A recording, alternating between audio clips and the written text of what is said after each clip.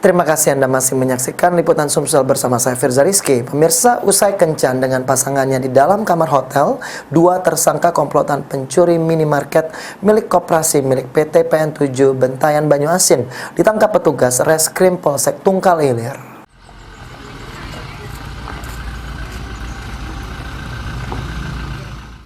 Sempat buron selama 1 pekan, komplotan pencurian minimarket milik koperasi BUMN berhasil ditangkap jajaran unit Reskrim Polsek Tungkal Ilir saat berada di salah satu hotel kota Palembang. Kedua tersangka yakni IF dan RA telah melakukan pencurian di minimarket pada 21 November lalu dengan kerugian mencapai 120 juta rupiah.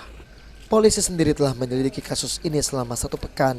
Dan setelah mengetahui keberadaan para tersangka, polisi langsung menangkap kedua tersangka saat menginap di hotel kota Palembang. 7 Bentayan di Kecamatan Tungkal Ilir di wilayah Bentayan yang bernama Betamar. Adapun pelaku 3 orang. Diamankan? Saat ini yang berhasil kita amankan berjumlah 2 orang dengan inisial IL dan AD. Satu pelaku atas inisial AG sedang dalam pengejaran. Ditangkap di mana, Mbak?